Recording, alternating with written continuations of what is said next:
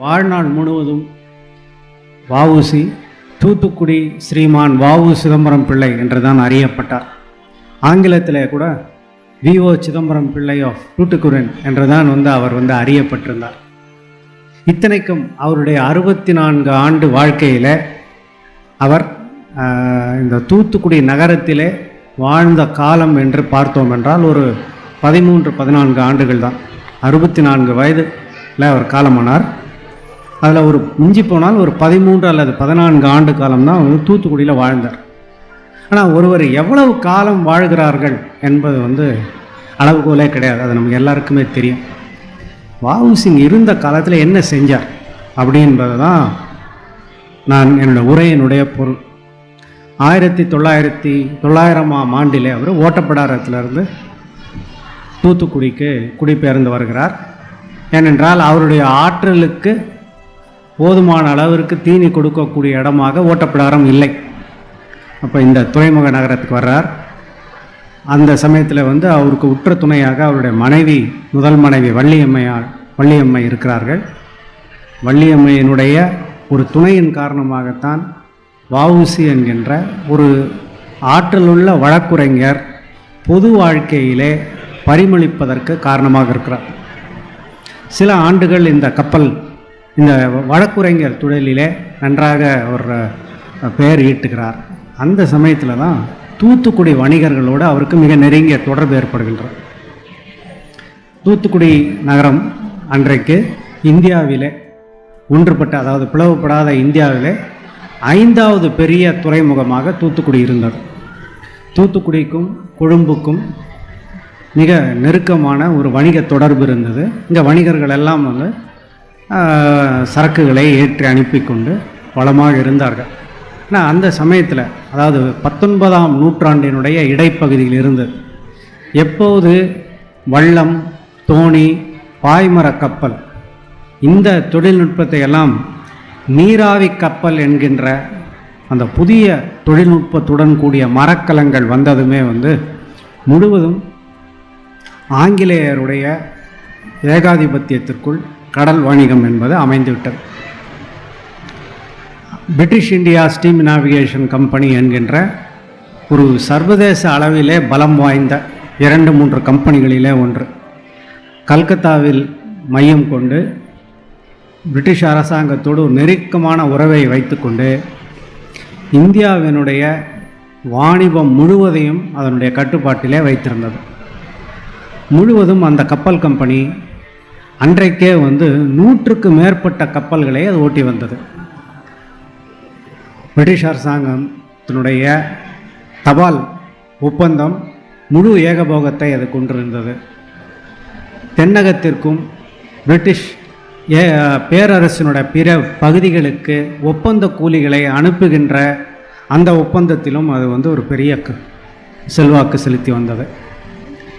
இந்த வணிகம் செய்யும்போது அவர்கள் செய்த இன்னொரு வேலை என்றால், இந்த கடற்கரை சோழமண்டல கடற்கரையில் இருக்கக்கூடிய சிறு சிறு துறைமுகங்கள் எல்லாவற்றையும் அவர்கள் அழித்து விட்டார்கள். நேற்றைய நிகழ்ச்சியில் ஒரு பட்டிமன்றம் நடந்தது. அப்போது சீர்காழியிலிருந்து ஒரு நண்பர் பேசினார். உங்களுக்கு சிலருக்கு நினைவு இருக்கலாம், நேற்று வந்தவர்களுக்கு. அந்த சீர்காழிக்கு பக்கத்தில் திருமுல்லை வாசல் என்று ஒரு நகரம் உண்டு. அங்கே கூட ஒரு சின்ன துறைமுகம் இருந்திருக்கு. திருமுல்லை வாசல், சீர்காழி, குலசேகரப்பட்டினம், இது மாதிரி சோழமண்டல கடற்கரை முழுவதும் சின்ன சின்ன துறைமுகங்கள்லாம் இருந்தது. உங்களுக்கு தெரியும், பெரிய ஒரு கார்ப்பரேட் முறையிலான தொழில் நடக்கும்போது அவர்களுக்கு இந்த சிறு சிறு அமைப்புகளெல்லாம் உங்களுக்கு பிடிக்காது. ஆனால் லாபம் நன்றாக ஈட்ட வேண்டும் என்றால் எல்லாவற்றையும் மையப்படுத்த வேண்டும். அப்படி அவர்கள் என்ன செய்தார்கள் என்றால், தென்னிந்திய ரயில்வேவுடன் இணைந்து இந்த சிறு சிறு துறைமுகங்களெல்லாம் அழித்து விட்டார்கள். தூத்துக்குடி, சென்னை, கல்கத்தா என்பது தான் கீழக்கடற்கரையோரம் இருக்கக்கூடிய 3 பெரிய துறைமுகங்கள். இந்த இடங்களிலெல்லாம் அவர்கள் தங்களுடைய நாட்டுக்காரர்களே, அதாவது இங்கிலாந்தில் ஸ்காட்டிஷ் நாட்டை சேர்ந்த, ஸ்காட்லாந்தை சார்ந்த அவர்களுக்கே ஏஜென்சி பொறுப்பை எல்லாம் ஒப்படைத்திருந்தார்கள். அப்போ இது முழுவதும் இந்த ஏகபோகம் வெள்ளையரிடம் இருந்தது. அதோடு கூட என்ன செய்தார்கள் என்றால், தொழிலை மட்டும் அவர்கள் கைப்பற்ற விடாமல், அதோடு நின்று விடாமல், அங்கே இருக்கக்கூடிய வணிகர்களை அன்றாடம் தொந்தரவு செய்து கொண்டிருந்தார்கள். இன ரீதியான துன்பங்களை கொடுத்து கொண்டிருந்தார்கள். வெள்ளையர்கள் இந்தியர்களை மிக கேவலமாகவும் நடத்தி கொண்டிருந்தார்கள். இது என்ன, அதாவது காசு கொடுத்து கடிக்கிற நாயை வாங்குற மாதிரி தூத்துக்குடி நகர வணிகர்கள் எல்லாம் ரொம்ப துன்பத்தில் இருந்தார்கள். அந்த சமயத்தில் தான் வஉசியோட அவங்களுக்கு தொடர்பு ஏற்படுது. இந்த சமயத்திலே வங்காளத்திலிருந்து சுதேசி இயக்கம் என்று ஒன்று கிளம்பிவிட்டது. சுதேசி இயக்கத்தினுடைய வளர்ச்சியோடு ஆங்கிலேயரை எதிர்க்க முடியும், அரசியல் ரீதியாக எதிர்க்க முடியும் என்கின்ற ஒரு சித்தாந்தத்தை உருவாக்குகிறார்கள். அந்த சித்தாந்தத்தினுடைய ஒரு பகுதியாக சுதேச கப்பல்களை, சுதேச கைத்தொழில்களை வளர்க்க வேண்டும் என்பது ஒன்று. அதற்கு வழிமுறையாக அயல்நாட்டு பொருளை புறக்கணிக்க வேண்டும் என்கின்ற இரண்டாவது கருத்தையும், மூன்றாவதாக மிக முக்கியமாக தேசிய கல்வி என்கின்ற ஒரு கருத்தையும் முன்வைக்கிறார்கள். ஆனால் நம்ம என்றைக்குமே நாம் உடல் ரீதியாக அடிமையாக இருப்பதை விட மிகவும் ஆபத்தானது அறிவு ரீதியான அடிமைத்தனத்தில் இருப்பது தான். ஏன்னா அடிமை மனம் என்பது என்றைக்குமே நாளை என்பதை நினைத்து பார்க்க முடியாத ஒரு நிலையை உண்டாக்கக்கூடியது. அடிமைத்தனம் என்பதை போல் மனிதத்தன்மையை முழுவதுமாக அழிக்கக்கூடிய ஒரு தன்மை எதுவுமே கிடையாது.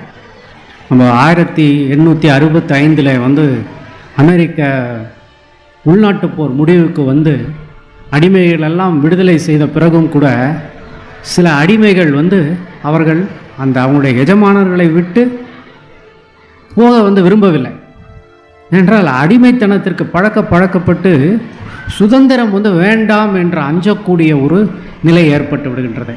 இந்த நிலை என்பது இதுதான் இந்த அடிமைத்தனத்தினுடைய மிகப்பெரிய ஒரு பாதகம். நாம் அவமானப்படுகிறோம், உடல் ரீதியாக துன்பப்படுகிறோம் என்பது மட்டும் இல்லை, அது நம்முடைய பார்வையினுடைய எல்லையையே குறிக்க விடுகின்றது. ஸோ அதனால் தான் பாரதியாரும் சொல்கிறான், சுதந்திர தாகம் அடங்கிறது மட்டும் இல்லை, அடிமை மோகம் எப்படி விலகிறது என்பதை பற்றியும் அவன் பேசுகிறான். அந்த நிலையில் தான் பார்த்துக்க. அப்புறம் இன்னொன்று இருக்குது, எப்போவுமே தமிழர்கள் இந்தியர்களிடம் இருக்கக்கூடிய ஒரு பண்பு. 2000 வருஷத்துக்கு முன்னாடி திருவள்ளுவர் சொன்னார், உள்ளுவது உயர் உள்ளல் அப்படின்னு சொன்னார். 2000 வருஷம் கழித்து பாரதியாரன் திரும்ப பெரிதினும் பெரிது கேள் அப்படின்னு சொன்னார். இப்படி ஒரு ஆலோசனையை, அறிவுரையை நாம் அமெரிக்கர்களிடம் போய் சொல்ல வேண்டிய தேவையே இல்லை. அவங்க நினைக்கிறது எப்போவுமே பெரிய சாதனைகள் தான். நாம் என்ன நினைக்கிறோம், ஹார்வர்ட் பல்கலைக்கழகத்திற்கு போக முடியுமா என்று இன்னமும் கற்பனை செய்து கொண்டிருக்கிறோம். ஆனால் அங்கே ஹார்வர்ட் பல்கலைக்கழகத்தில் சேர்ந்த ஒரே வருஷத்தில் பில் கேட்ஸ் வெளியில் வந்துடுறார். ஹார்வர்டில் படிக்கிற 3-4 ஆண்டுகள் எனக்கு வீண் அப்படின்னு நினச்சி, அது ஒரு பில் கேட்ஸாக இருக்கலாம், ஸ்டீவ் ஜாப்ஸாக இருக்கலாம், வெளியில் வந்துடுறாங்க. இப்போ நமக்கு அந்த பெரிய கனவுகள் இல்லாமல் இருக்கின்றது. அந்த சமயத்தில் தான், இதனால தான் வஉசி நமக்கு ஒரு மிக பெரும் ஒரு முன்னுதாரணமாக காட்சியளிக்கிறார். இந்த ஒரு பகுதியில் இந்தியாவினுடைய ஒரு தென் முனையில் இருக்கக்கூடிய ஒரு எளிய வழக்குரைஞர்கள். ஒன்று மறந்துடாதீங்க, வஉசி BA-BL பட்டம் பெற்றவர் அல்ல, சரிங்களா? அவர் கல்லூரிக்கு போகவில்லை, அவர் பட்டம் பெறவில்லை, அவர் மெட்ரிகுலேஷன் தான் படித்தார். மெட்ரிகுலேஷன் படித்துவிட்டு பீடர்ஷிப் என்கின்ற ஒரு தேர்வை எழுதி 2ஆம் நிலை பீடராகத்தான் அவர் இருக்கிறார். ஆனால் அவருடைய எண்ணம் அதோடு நின்று விடவில்லை. அவருடைய சுயசரிதையில் அவர் சொல்கிறாரு, 1890களிலேயே அவர் பத்திரிகைகளை வாசிக்க ஆரம்பித்து விடுகிறார். ஹிந்துவையும் மெட்ராஸ் மெயிலையும் சுதேசமித்திரனையும் படிச்சிடுறாரு. 1893ஆம் ஆண்டிலேயே இந்த தூத்துக்குடி நகரத்திலே இருந்து கொண்டு அவர் திலகருடைய எழுத்துக்களை படிக்க ஆரம்பித்து விடுகிறார். இதுதான் அந்த வாசிப்புன்னு சொல்கிறேன் இல்லைங்களா? அந்த வாசிப்பு உங்களை எங்கெல்லாம் கொண்டு போகும் அப்படின்றதுக்கான ஒரு உதாரணம். அது என்றைக்குமே அந்த நிலை மாறாது. அந்த வாசிப்பு தான் அவரை இந்த உலக நடப்புகளை தெரிந்து கொள்வதற்கான வாய்ப்பை ஏற்படுத்துகிறது. அவருக்கு சென்னையில் என்ன நடக்குது, பம்பாயில் என்ன நடக்குது, கல்கத்தாவில் என்ன நடக்குது என்பதெல்லாம் அவர் பார்த்துக்கிட்டே இருக்கிறாரு. சுதேசி இயக்கம் தோன்றியதும் அவருக்கு ஒரு பெரிய உத்வேகம் கிடைக்கின்றது.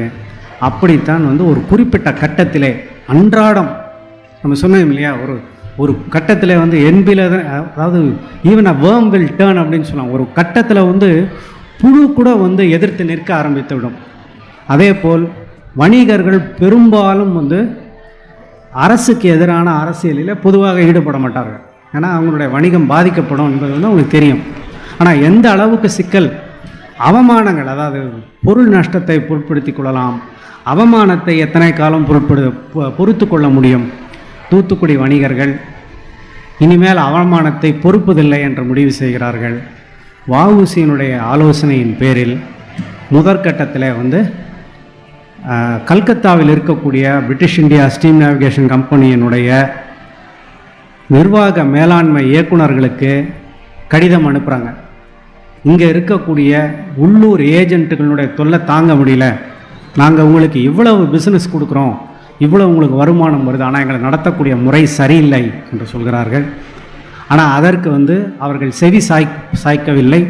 இப்படி தான் நடப்போம், இப்படி தான் நடக்கும் என்று சொன்னதும் நீங்கள் என்ன செய்ய முடியுமோ செஞ்சுக்கோங்க அப்படின்னு சொல்லும்போது தான் நமக்கு முதல் முறையாக வஉசியினுடைய பேர் வந்து பத்திரிகையில் வருது. இந்து பத்திரிகையிலும் இலங்கையில் இருக்கக்கூடிய சிலோன் அப்சர்வர் பத்திரிகையிலையும் ஒரு குறிப்பு வருது. சிலோன் அப்சர்வர் சொல்லுது, தூத்துக்குடியிலேருந்து ஒரு வழக்குரைஞர் வந்திருக்காரு, அவர் சாதாரண ஆள் மாதிரி தான் தெரிகிறாரு, கொஞ்சம் இங்கிலீஷ் பேசுகிறாரு, ஆனால் அவர் சொல்கிறாரு சுதேசி கப்பல்னு ஒன்று விட போகிறோம் அப்படின்னு சொல்லி அவர் பேசிக்கிட்டு இருக்காரு, இதெல்லாம் இன்னும் வேலைக்கு ஆகிற மாதிரி தெரியல அப்படின்னு சொல்கிறாங்க. அப்புறம் ஒரு 2 மாதம் கழித்து நமக்கு முதல் செய்திகள் வருது. சொந்த ஒரு கப்பல்களை ஒப்பந்த முறையிலே ஏற்படுத்தி இந்த தூத்துக்குடி வணிகர்கள்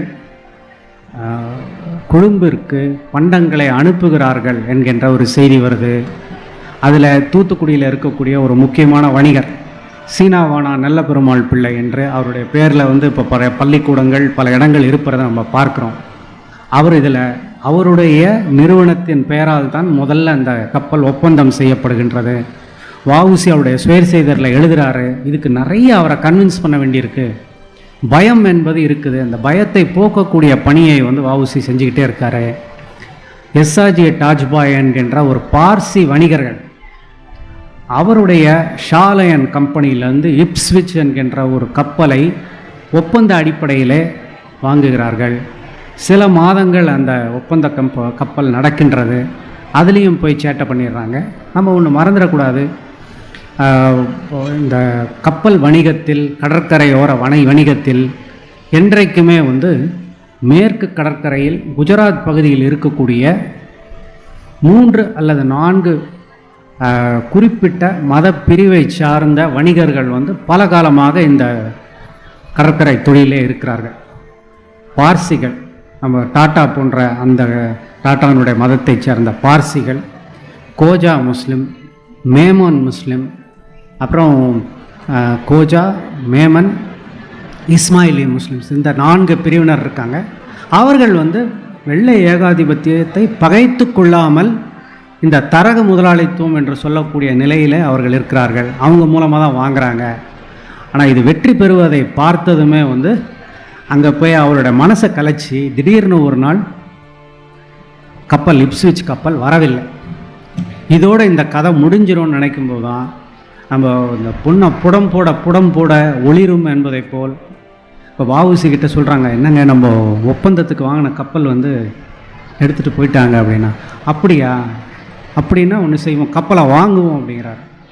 இது வந்து பெரிய அதிர்ச்சியாக இருக்குது. கேட்குறாங்கன்னா கப்பலை வாங்குறதா அப்படின்னா, ஒரு கப்பலை எப்படி வாங்க முடியும் அப்படின்னாரு. அப்போ வஉசி சொல்கிறேன், நான் ஒரு கப்பலை வாங்கலான்னு சொல்லலையே, 2 கப்பலில் வாங்கலான்னு சொன்னேன் அப்படிங்கிறாரு. இது அதை விட பெரிய அதிர்ச்சியாக இருக்குது. உடனடியாக வஉசி வந்து இந்த கப்பல்களை வாங்குகின்ற திட்டத்தோடு அதுவரை ஒரு சாதாரண நிறுவனமாக இருந்த அந்த சீனாவானா கம்பெனிக்கு பதிலாக ஸ்வதேஷி ஸ்டீம் நேவிகேஷன் கம்பெனி என்கின்ற ஒரு பப்ளிக் லிமிடெட் கம்பெனியை அவர் தொடங்குறார். இதுதான் அவருடைய இன்னைக்கு வரைக்கும் எத்தனை பேரால் சொல்ல முடியும். நான் பல கல்லூரிகளில் போய் கேட்டிருக்கிறேன், இந்த வியாபார நிறுவனங்களினுடைய பலகைகளிலே லிமிட்டெட் என்கின்ற பேர் இருக்குது இல்லைங்களா, அந்த லிமிட்டெட் என்பதற்கு என்ன பொருள் அப்படின்னு கேட்டோம்னா உண்மை வணிகவியல் மாணவர்கள் கூட சொல்ல மாட்டேங்கிறாங்க. இதுதான் நிலைமை. ஆனால் பாருங்கள், 100 வருஷத்துக்கு முன்னாடி லிமிட்டெட் லயபிலிட்டி கம்பெனியை அவர் பதிவு பண்ணியிருக்கார், தூத்துக்குடியில் பதிவு பண்ணியிருக்கார். இன்றைக்கு கூட தூத்துக்குடி மாவட்டத்திலேருந்து ஒரு ஆண்டுக்கு எத்தனை பப்ளிக் லிமிடெட் கம்பெனி பதிவு செய்வாங்க அப்படின்னு யோசித்து பார்த்தோம்னா ஏறத்தாழ இருக்காதுன்னு தான் நினைக்கிறேன். ப்ரைவேட் லிமிடெட் கம்பெனி சரி, பப்ளிக் லிமிடெட் கம்பெனி வந்து அவர் பதிவு பண்ணுறார். ஒரு பப்ளிக் லிமிடெட் கம்பெனியை பதிவு பண்ணணும்னா அதுக்கு எவ்வளவு முறைகள் இருக்குது. அதுக்கு ஒரு ப்ராஸ்பெக்டஸ் தயாரிக்கணும், மெமரண்டம் ஆஃப் அசோசியேஷன் தயாரிக்கணும், ஆர்டிகல்ஸ் ஆஃப் அசோசியேஷன் தயாரிக்கணும். இதெல்லாம் எப்படி தயாரிக்கிறது? இதெல்லாம் வஉசி பண்ணுறாரு. எப்படி பண்ணுறாருன்னு நமக்கு புரிய மாட்டேங்குது. 100 வருஷம் கழித்து இன்றைக்கி திடீர்னு வந்து இங்கே இருக்கக்கூடிய ஒருத்தர்கிட்ட சொல்லி நீங்கள் ஒரு ஒரு கம்பெனியை பதிவு பண்ணுங்கன்னா நம்ம எத்தனை பேர் முழிப்போம் தவிப்போம்னு தெரியாது. அவர் இதெல்லாம் தயாரிக்கிறார். அதற்கு உரிய ஆட்களை எல்லாம் அவர் சேகரிக்கிறார். அப்புறம் இன்னொன்று, ஒரு தலைவனுக்குரிய ஒரு மிக பெரும் ஆற்றல் அவரிடம் இருக்கின்றது. அவருடைய வாழ்க்கையில் பார்த்தீங்கன்னா எப்போதுமே வந்து அவருடைய மன வலிமையை நம்பி துணிந்த வேலையில் இறங்குகிறார். ஆனால் எல்லா சமயங்களிலும் உரிய ஆட்களை இணைத்துக் கொள்கிறார். அவர் அந்த மெமரண்டம் ஆஃப் அசோசியேஷன்லாம் தயாரிக்கிறதுக்கு இந்த உள்ளூரில் இருந்த ஒரு பத்திரிகையாளரை பிடிக்கிறார். அவரை வச்சு அதை டிராஃப்ட் பண்ணுறாரு. லீகல் அட்வைஸரை வந்து சேலத்திலேருந்து சேலம் விஜயராகவாச்சாரியை பிடிச்சி இழுத்துட்டு வரார். அப்புறம் அதை விடுங்க, அவருடைய இது வந்து அன்றன்றைய பிரச்சனையை மட்டுமே கவனிக்கக்கூடிய ஒரு நபராக இல்லை. அவர் ஒரு ப்ராஸ்பெக்டஸ் தயாரிக்கிறாருங்க. அதை பற்றி கொஞ்சம் விரிவாக நான் சொல்லணும்னு நினைக்கிறேன். இந்த ப்ராஸ்பெக்டஸ்ன்றதை நம்ம எல்லாரும் கேள்விப்பட்டிருக்கோம். ஒரு பள்ளிக்கூடத்திலோ கல்லூரியிலோ சேரும்போது ஒரு ப்ராஸ்பெக்டஸ் கொடுப்பாங்க. அதனால் முழுக்க அது பொய்யாக தான் இருக்கும், அது வேறு விஷயம். ஆனால் அது ப்ராஸ்பெக்டஸ் என்பது உங்களுக்கு தொலைவில் தெரியக்கூடிய காட்சி, எவ்வளவு தூரம் உங்களுக்கு தெரியும் அப்படின்பது தான் ப்ராஸ்பெக்ட்ஸ். அந்த ப்ராஸ்பெக்டஸ் வந்து வஉசி டிராஃப்ட் பண்ணுறாரு. வஉசியுடைய பெயரில் வரக்கூடிய அந்த முதல் ப்ராஸ்பெக்டஸை பார்த்தீங்கன்னா மிக வியப்பானது. அவர் வெறும் நான் கப்பலை ஓட்ட போகிறேன், தினைக்கும் ஒரு கப்பல் கொழும்புக்கு செல்லும், ஒரு கப்பல் கொழும்பிலிருந்து வரும், சரக்கு ஏற்றி வரும், வணிகர்களுக்கு உதவி செய்யும், வணிகர்களுக்கு வியாபாரம் நடக்கும் அப்படின்றத மட்டும் அவர் சொல்லலை. அது ஒரே ஒரு பகுதி தான். அதுக்கு மேலே மேலே மேலேன்னு அவர் சொல்கிறாரு. என்னெல்லாம் சொல்கிறாருன்னு சொல்கிறேன். இதுதான் பெரிதினும் பெரிதிகள் அப்படின்ற ஒரு ஆற்றல் உள்ள ஒரு தொலைநோக்குடைய ஒரு தலைவனுடைய நிலை. அவர் என்ன சொல்கிறாருன்னா, முதல்ல இந்த கப்பல் கம்பெனியினுடைய பங்கு முதல் என்பது முழுவதும் இந்தியர்களிடமிருந்தும் ஆசியர்களிடமிருந்தும் மட்டுமே வந்து திரட்டப்படும். ஐரோப்பியர்களிடமிருந்து முதலீடு வாங்கப்பட மாட்டாது. இது வந்து ஒரு அரசியல் நிலைப்பாடு. அடுத்து சொல்கிறாரு, கூடுமானவரை இந்த கப்பலை இந்தியர்கள் அல்லது ஆசியர்களை வைத்து மட்டுமே இந்த கப்பல்களை நடத்த முயற்சி செய்வோம். அன்னைக்கு கப்பல் கம்பெனின்றது இன்றை போலவே அன்றைக்கு அது வந்து ஒரு சர்வதேச தொழில். யார் வேண்டும், இந்த வள்ளத்தையும் தோணியையும் ஓட்டிகிட்டு போகிற மாதிரி ஒரு கப்பல் சர்வதேச அளவிலே காப்பீடு செய்யப்பட்ட கப்பல்கள், லாயட்ஸ் ரெஜிஸ்ட்ரி ஆஃப் ஷிப்பிங், பியூரோ வெரிட்டா போன்ற ஷிப்பிங் கிளாசிஃபிகேஷன் சொசைட்டிஸினுடைய வகைப்பாட்டுக்குள் அடங்கக்கூடிய கப்பல்களை யார் வேண்டுமானாலும் செலுத்த முடியாது. சர்வதேச அங்கீகாரம் பெற்ற மாலுமிகள் தான் அதை நடத்த முடியும். அது முழுவதும் வந்து ஐரோப்பியர்களிடம்தான் இருக்கின்றது. சில கொஞ்சம் ஜப்பானியர்கள் மட்டும் இருக்கிறாங்க. இவர் ஜப்பானியர்களை இணைக்க முயற்சி செய்கிறாரு, முடியல. அதுவரை வந்து வெள்ளையர்களை வைத்து தான் நடத்துகிறாரு. ஆனால் என்ன சொல்கிறாருன்னா, இந்த கப்பல் கம்பெனி நடத்துறது மட்டும் எங்களுடைய நோக்கம் இல்லை, நாங்கள் இனிமேல் இந்தியர்களை நாங்கள் கப்பல் தொழிலிலே பயிற்றுவிப்போம் அப்படின்னு சொல்கிறார். சொன்னது மட்டும் இல்லை, 5 இளைஞர்களை இந்த ஒரு நல்கை கொடுத்து, ஸ்டைஃபண்ட் கொடுத்து 1907-8ஆம் ஆண்டிலே 5 மாணவர்களை தயார் பண்ணியிருக்கிறாங்க. அதில் ஒரு மாணவர் வந்து கல்கட்டாவிலேருந்து வந்திருக்காரு, ஒரு மாணவர் தமிழ்நாட்டை சேர்ந்த பிராமணர். பாருங்கள், அதில் நடக்கக்கூடிய புரட்சி. இந்த கடலை கடப்பது வந்து பிராமணர்களுக்கு விலக்கப்பட்டது, அதை கொண்டாந்துட்டாங்க. அப்புறம் அதில் வேறு சில சிக்கல்கள் வருது. முதல்ல எல்லாரோடையும் சேர்ந்து சாப்பிடாத அந்த மாணவர் கொஞ்சம் காலம் கழித்து எல்லாரும் ஒன்றா கலந்துடுறாங்க. அதை செய்கிறாரு. அப்புறம் அடுத்து ஒன்று சொல்கிறாரு, இந்தியர்களை பயிற்றுவிப்பதற்காக நான் என்ன செய்ய போகிறேன் என்றால், பயிற்றுவிப்பதற்கான கல்லூரிகளை தொடங்கப் போகிறேன் அப்படிங்கிறார். நீங்கள் எண்ணி பார்த்தீர்கள் என்றால் நீங்கள் பார்க்கலாம், இந்தியன் மேரிடைம் யூனிவர்சிட்டின்னு ஒன்று இருக்குது, கேள்விப்பட்டிருக்கலாம். இந்திய கடல்சார் பல்கலைக்கழகம் சென்னையில் அதனுடைய மையம் இருக்குது, 5 வளாகம் இருக்குது. அது எந்த ஆண்டில் தொடங்கப்பட்டது தெரியுங்களா? 2007 தான் தொடங்கப்பட்டது. 100 வருஷத்துக்கு முன்னாடி வஉசி கனவு கண்டிருக்கார். நம்ம இந்தியர்களை கப்பல் தொழிலே வந்து நாங்கள் பயிற்றுவிக்க போகிறோம்னு அவர் சொல்கிற கனவு 100 வருஷம் கழித்து தான் வந்து நிறைவேறுது. ஆனால் அதுக்கு இன்னும் வஉசி பேர் வைக்கல நம்ம. அப்புறம் அதை விட இன்னொன்று இருக்குன்றது, நான் இப்போ நம்ம ஆட்சித்தலைவர் இருக்கார், அவர் காதுக்கும் இதை நான் சொல்கிறேன். அமைச்சர்களும் நாடாளுமன்ற உறுப்பினரும் நேற்று இருந்தாங்க, அவங்ககிட்ட இந்த தகவலை சொல்லுவாங்கன்னு நினைக்கிறேன். இந்தியாவில் நேஷ்னல் மேரிடைம் டே என்று ஒன்று ஏப்ரல் 5 கொண்டாடப்படுகின்றது. ஆனால் அது என்னன்னா, அது எதை குறிப்பிட்டு அந்த தேதியை கொண்டாடுகின்றார்கள் என்றால், அந்த நாளிலே தான் 1919ஆம் ஆண்டிலே சிந்தியா ஸ்டீம் நேவிகேஷன் கம்பெனி என்கின்ற குஜராத்திய வணிகர்கள் ஏற்படுத்திய ஒரு கம்பெனி SS லாயல்ட்டி என்கின்ற ஒரு கப்பலை வந்து லண்டனுக்கு அனுப்பிச்சாங்க. ஒரு வகையில் பார்த்திங்கன்னா அதில் ஒரு நகை முரண் இருக்குது. லாயல்ட்டி என்பது எப்பவுமே வந்து யாருக்கு லாயல்? இறைவனுக்கோ கோயிலுக்கோ இருக்கக்கூடிய விசுவாசத்தை அதை குறிப்பிடல. அது வெள்ளைக்காரனுக்கு மாமன்னருக்கு ஆன விசுவாசத்தை தான் அதை குறிப்பிடுது. அந்த நாளைத்தான் கொண்டாடி கொண்டிருக்கிறார்கள். சில நண்பர்கள்லாம் முயற்சி செய்து நாங்கள்லாம் விண்ணப்பம் கொடுத்துருக்கோம். அதற்கு 12 ஆண்டுகளுக்கு முன்பே வஉசி தூத்துக்குடி நகரத்திலிருந்து தூத்துக்குடி மக்கள் வந்து ஒரு கப்பல் கம்பெனி நடத்தியிருக்கார்கள்.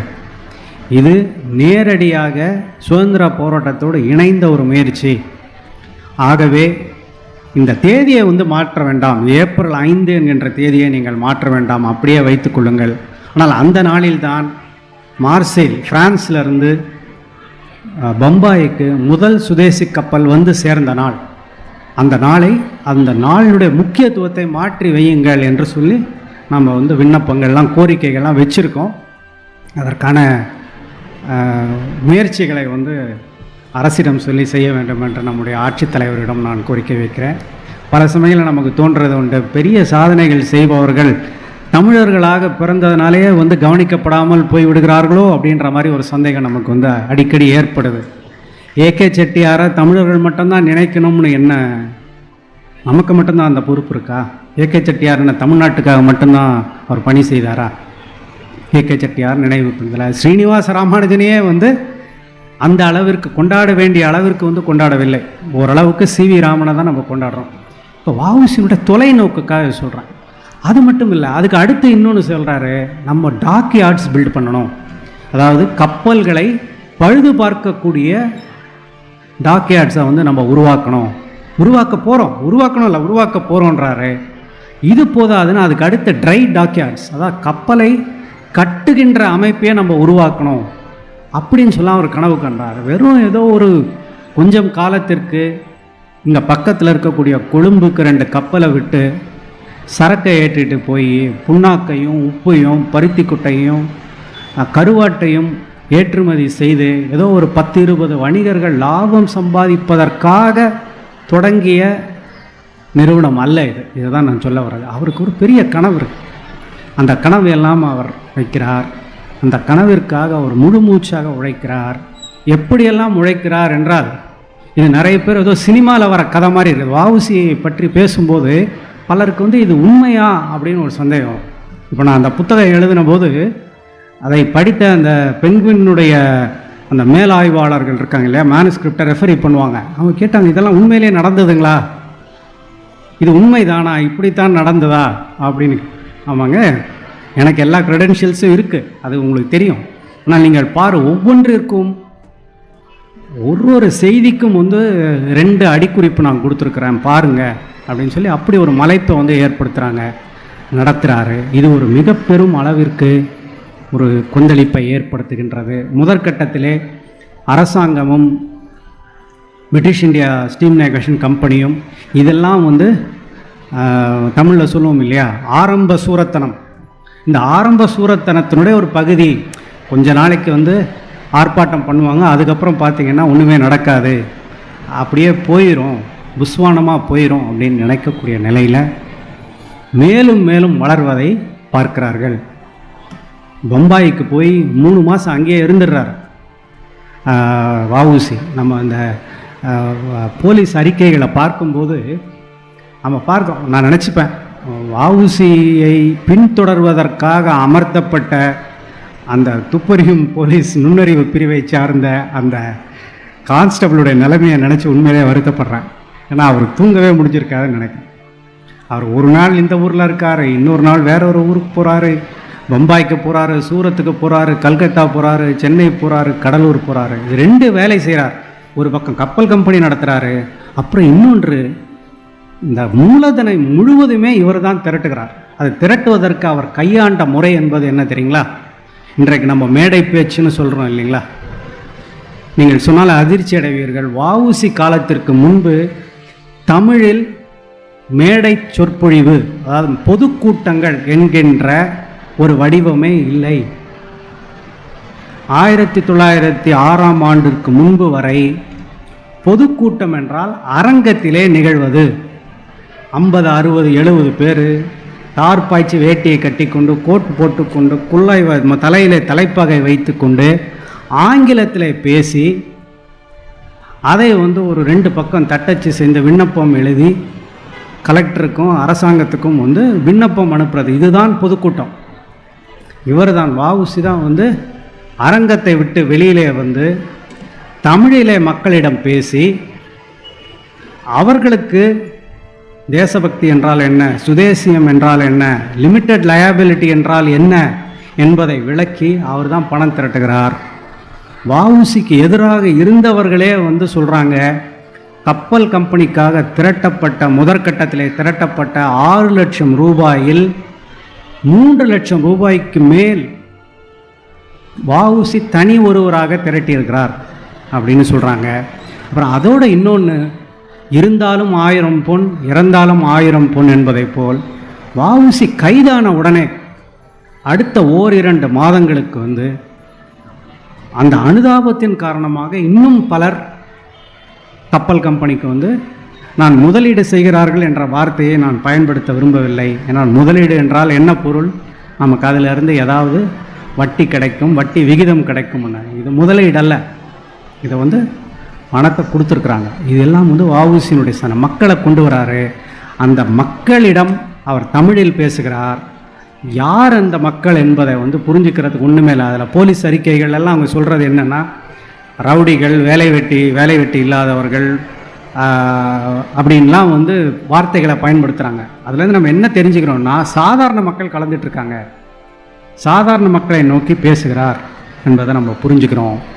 அந்த கூட்டத்தை அவர் எவ்வாறு ஒழுங்கோடு கட்டமைப்போடு நடத்துகிறார் என்பது இன்னொரு நிலை. இது பார்த்து தான் வெள்ளைக்காரன் இனிமேல் இவ்வாறே தொடர்ந்து சென்றால் இது முதலுக்கே மோசமாகிவிடும் என்று நெருக்கடிகளை உருவாக்குகிறார்கள். போட்டி கப்பல் கம்பெனி வணிகர்களுக்கு நிறைய சலுகைகளை கொடுக்குறாங்க. அப்படி இருந்தாலும் கூட வஉசி கைதாவதற்கு 1 மாதத்திற்கு முன்பு வரை தூத்துக்குடியிலிருந்து ஒரு மூட்டை கூட பிரிட்டிஷ் கப்பலில் ஏறவில்லை என்று போலீஸே பதிவு பண்ணியிருக்காங்க. முழுவதும் சுதேசி கப்பல்களில் தான் போயிருக்கு.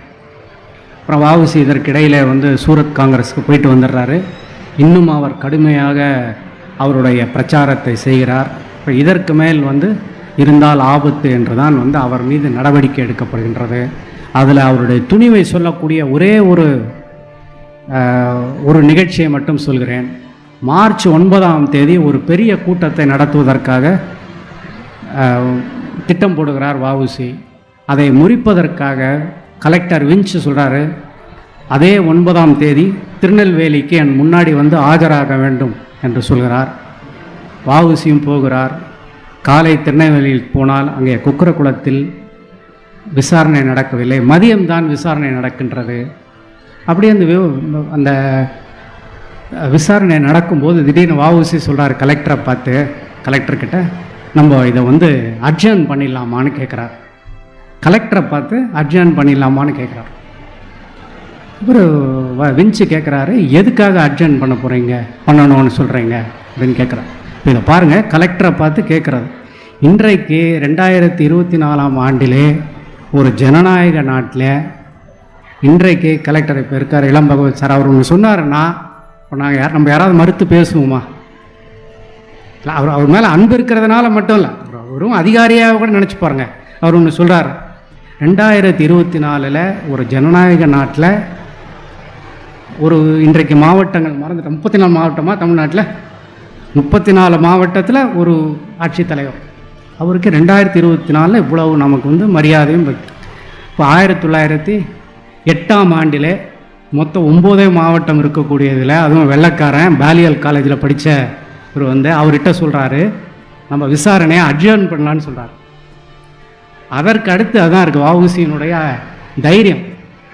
எதுக்காக அட்ஜர்ன் பண்ண சொல்கிறீங்கன்னு கேட்குறாரு வின்ச்சு. அவர் சொல்கிறாரு, இல்லை நான் இப்போ போய் கூட்டத்தில் பேசணும், அதனால் அட்ஜர்ன் பண்ண சொல்கிறேன். வின்ச்சுக்கு வந்ததே கோவம். உங்களை கூப்பிட்டு நான் விசாரணை பண்ணுறதே அந்த கூட்டத்தை நடத்தக்கூடாதுன்னு சொல்லி தான் நீங்கள் இங்கே வந்து கூட்டம் நடத்துகிறீங்கன்னு சொல்கிறீங்க. இதெல்லாம் நான் என்னுடைய கதையில்லை, இதெல்லாம் போலீஸ் பதிவு. அப்புறம் மறந்துடாதீங்க, போலீஸுடைய பதிவு எப்போவுமே வந்து அதனுடைய அது அரசு அமைப்பினுடைய ஒரு பகுதி. அது மக்களுக்கு ஆதரவாக இருப்பதற்காக உருவாக்கப்பட்டதில்லை. அது வந்து ஒரு ஒழுங்கை கட்டுப்படுத்துவதற்காக. அதில் எப்போவுமே வந்து எதிரான மனநிலை தான் இருக்கும். அந்த பதிவில் சொல்லுது, வஉசி விடாப்பிடியாக 7 மணிக்கு மேலே கிளம்பி நெல்லையப்பர் கோயில் வரைக்கும் போய் அங்கேருந்து ஊர்வலமாக கிளம்பி வந்து 9 மணிக்கு பேசுகிறார். அப்புறம் மறுநாள் மீண்டும் அந்த விசாரணை நடக்கின்றது.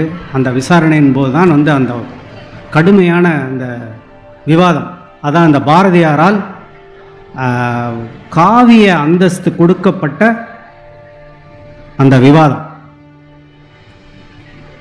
நாட்டிலே சுதந்திர வாஞ்சை மூட்டினாய் கனல் ஈட்டினாய் அந்த பாட்டு இருக்குது. அதுக்கு இவர் சொல்கிற பதில் அது வந்து உண்மை.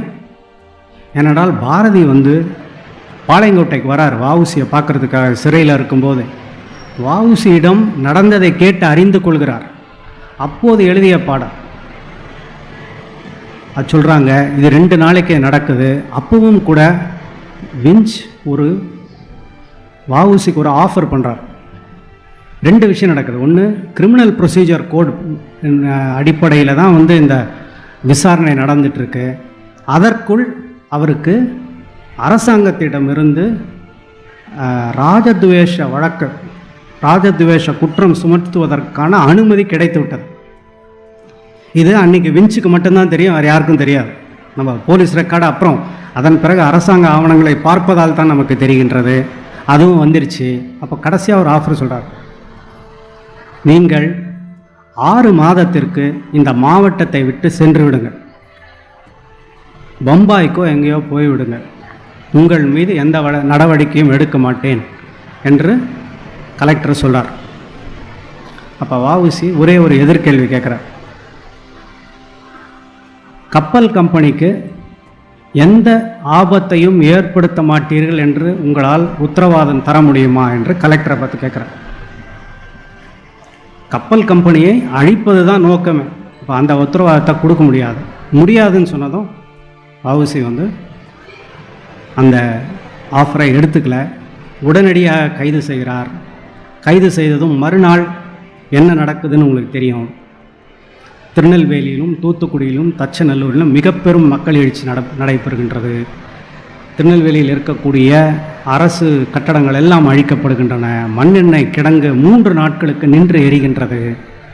இதனுடைய விளைவாக அன்றைக்கு மக்களின் மீது ஒரு பெரிய தண்டனை விதிக்கப்படுகின்றது. இன்றைக்காக இருந்தால் மக்களை என்ன பண்ணுவாங்க, கலவரத்தில் ஈடுபட்டு இது வந்து நான் எந்த இடம்னு சொல்ல மாட்டேன், 2 புல்டோசரை விட்டு மக்களுக்கு வந்து மக்கள் எதிர்ப்பு தெரிவித்த ஒரு ஜனநாயக நாட்டிலே எதிர்ப்பு தெரிவித்த மக்களுக்கு வந்து இப்படி தான் தண்டனை. ஆனால் அன்றைக்கு என்ன பண்ணியிருக்காங்கன்னா, பியூனிட்டிவ் போலீஸ் என்று ஒரு சட்டம் இருந்திருக்க, பியூனிட்டிவ் போலீஸ் ஆக்ட். என்ன செய்வாங்கன்னா, எந்த நகரமோ அல்லது கிராமமோ வந்து பொது சொத்துக்கெல்லாம் சேதாரம் விளைவித்திருந்தால் அங்கே ஒரு 6 மாதம் அல்லது 1 வருஷத்திற்கு ஒரு போலீஸ் படையை நிறுத்தி வைப்பார்கள். அவர்களுக்கு எந்த வேலையுமே கிடையாது. சீருடை அணிந்து கொண்டு இந்த ஊருக்கு சுற்றி வந்து போயிட்டுருப்பாங்க. ஒரு அச்சத்தை ஏற்படுத்துவதுதான். அதற்கான முழு செலவும் வந்து மக்களின் மீது விதிக்கப்படும். அதுதான் பியூனிட்டிவ் டேக்ஸ். தமிழில் அதுக்கு ஒரு பேர் அன்றைக்கி வச்சாங்க, திமிர் வரி அப்படின்னு பேர் வச்சாங்க. மக்களினுடைய ஜனநாயக உரிமைக்காக அவர்கள் கொடுக்கக்கூடிய குரலை வந்து திமிர் அப்படின்னு சொல்லி தான் வந்து அவங்க மொழிபெயர்த்தாங்க. அப்படி தான் நடந்தது. சரி, இப்படி போயிட்டே போகுது. நான் முடிக்க வேண்டிய கட்டம் வந்து விட்டது. 5 நிமிடங்கள். இந்த வழக்கு நடைபெறுகின்றது கொக்கரகுளம் கோர்ட்டில். அங்கே மிக தெளிவாக வந்து முடிவாகிடுகின்றது. கப்பல் கம்பெனி தான் இந்த முரண்பாட்டுக்கே காரணம். இந்த கப்பல் கம்பெனி தோற்றுவித்து மிக கடுமையான போட்டி போட்டது தான் இத்தனைக்கும் காரணம் என்பதை ஜட்ஜு முடிவு சொல்கிறாரு. அப்புறம் அதில் இன்னும் ஒரு கருத்து சொல்கிறார். வஉசிக்கு விதிக்கப்பட்ட தண்டனைக்கு அவர் சொன்ன காரணம் என்னவென்றால், அவர் மக்களிடம் சென்று பேசினார். என்ன பேசினார்? இன்றைக்கு நடக்கக்கூடிய இந்த வெள்ளையருடைய ஆட்சி நடைபெறக்கூடாது, அந்த ஆட்சி மாற வேண்டும் என்று அவர் பேசியிருக்கிறார். இந்த ஆட்சியை மாற்றக்கூடிய உரிமை இல்லாத மக்களிடம் அவர் சென்று பேசியது என்பது தான் ராஜ துரோகம். இந்த மக்கள்கிட்ட போய் பேசியிருக்காருல, அவங்க மாற்ற முடியுமா? அவங்களுக்கு ஓட்டுரிமை உண்டா? எதுவுமே கிடையாது அப்படின்னு சொல்லி தான் அவருக்கு தண்டனை அளிக்கப்பட்டது. அதுவரை இந்திய சட்ட வரலாற்றிலே அறியப்படாத முறையில் ஒரே ஒரு வாழ்க்கை இருக்கக்கூடிய மனுஷனுக்கு 2 வாழ்நாள் தண்டனை கொடுக்கப்படுகின்றது. அப்புறம் அதுலேயும் என்ன அப்படின்னா, நம்ம பள்ளிக்கூடத்தில் பார்ப்போம், 2 மாணவர்கள் இருக்காங்க, தப்பு செஞ்ச மாணவனுக்கும் அடி கிடைக்கும், தப்பு செஞ்சது உடந்தையாக இருந்த மாணவனுக்கும் அடி கிடைக்கும். ஆனால் 2 பேருக்கும் ஒன்று தான் கிடைக்கும், அல்லது உடந்தையாக இருந்த மாணவனுக்கு ஒரு அடி குறைவாக கிடைக்கும். ஆனால் வஉசிக்கு நடந்தது என்னவென்றால், ராஜதுரோக பேச்சு பேசிய சுப்பிரமணிய சிவாவிற்கு 10 ஆண்டுகள் தண்டனை. அந்த பேச்சுக்கு உடந்தையாக இருந்த வஉசிக்கு 20 ஆண்டு தண்டனை கொடுக்கப்பட்டது.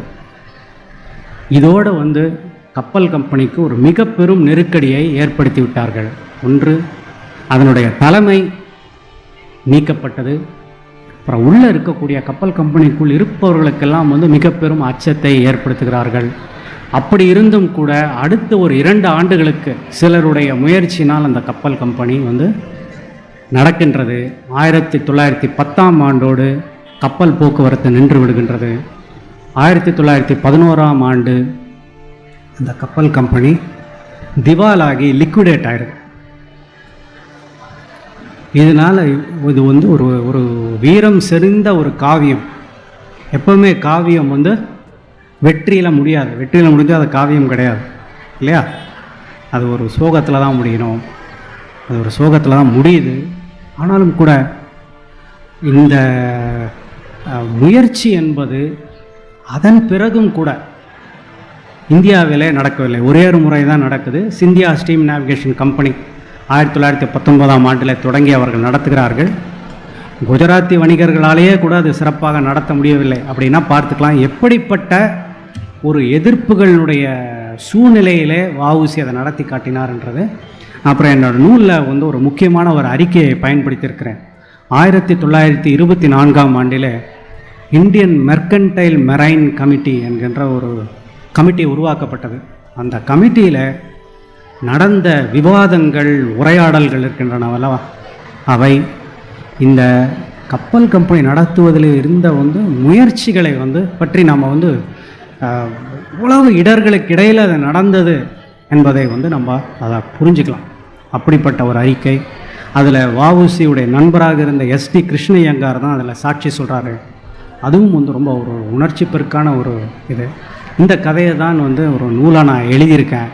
அதான் இந்த நூலை எழுதும்போது இது ஒரு நான் எப்படி சொல்கிறதுன்னு தெரியல. இப்படிப்பட்ட ஒரு சாதனையை ஒருவர் எப்படி 100 ஆண்டுகளுக்கு முன்பு செய்தார் என்பதை நினைத்து கூட பார்க்க முடியவில்லை, கற்பனை கூட செய்து பார்க்க முடியவில்லை. இப்போ இந்த கதையை படிப்பதன் மூலமாக இளம் தலைமுறையினர் இதிலிருந்து கற்றுக்கொள்வதற்கு நிறைய இருக்கின்றது. இன்றும் கூட 21ஆம் நூற்றாண்டில் 1/4 நூற்றாண்டு ஓடிய பிறகும் கூட இன்றும் கூட நமக்கு இந்த பெரிதினும் பெரிது கேள் என்கின்ற அந்த உணர்வு இன்னும் வரவில்லை. அது வரணும்னா அதுக்கு வாசிப்பு முக்கிய காரணம். நான் தொடக்கத்தில் சொன்னது போல், நான் நூலகத்திலே, நம்ம கிளை நூலகங்களில், நம்முடைய வட்டார நூலகங்களில் நாம் பார்த்த நூல்கள், அந்த பெண்குயின் நூல்களை அந்த வட்டார நூலகத்தில் பார்த்தபோது எனக்கு ஏற்பட்ட அந்த ஒரு உணர்ச்சி தான் என்னை இது போல் நூல்களெல்லாம் எழுத வைத்தது. ஆகவே தமிழக அரசு எடுத்துள்ள இந்த முன்னெடுப்பு மிக மிக முக்கியமான முன்னெடுப்பு. கூட்டம் குறைவாக இருக்கின்றது என்றெல்லாம் நினைக்கவே இல்லை. நான் வளர்ந்தபோது நடந்த கூட்டங்கள், இதைவிட சிறிய கூட்டங்களில் நான் கலந்து கொண்டிருக்கிறேன். அந்த கூட்டங்கள்லாம் போய்தான் நம்ம உணர்ச்சி பெற்றிருக்கோம். ஆனால் வாழ்நாளில் மறக்க முடியாத அனுபவம் என்பது நம்முடைய தமிழக பொது நூலகத்துறையில் இருக்கக்கூடிய நூலகங்கள், அது கிளை நூலகமாக இருக்கலாம், வட்டார நூலகமாக இருக்கலாம், மாவட்ட மத்திய நூலகமாக இருக்கலாம். ஒவ்வொன்றுக்கும் ஒரு தன்மை இருக்கின்றது. எனக்கு இந்த கிளை நூலகத்தோடு நான் மறக்க முடியாத நூலகம் என்பது சென்னை அசோக் நகரிலே 1983ஆம் ஆண்டிலே வட்டார நூலகம் தொடங்கிய போது அங்கே கொண்டு வந்து குவிக்கப்பட்ட பெண்குயின் புத்தகங்கள் அப்படி ஒரு மன உத்வேகத்தை ஏற்படுத்தியது, மன எழுச்சியை ஏற்படுத்தியது. அது மாதிரி புத்தகங்கள் தமிழ்நாட்டை பற்றி வராதா என்கின்ற ஒரு ஏக்கத்தை ஏற்படுத்தியது. பெரிதினும் பெரிது கேள் என்கின்ற அந்த ஒரு ஏக்கம்தான் இன்றைக்கு நாம் இந்த கட்டத்திற்கு வந்திருக்கிறோம். இளைஞர்கள் இதை இந்த வாய்ப்பை பயன்படுத்தி கொள்ளுங்கள், நூலகங்களை பயன்படுத்தி கொள்ளுங்கள், வாசிப்பு இயக்கங்களை பயன்படுத்தி கொள்ளுங்கள் என்று கேட்டுக்கொள்கிறேன்.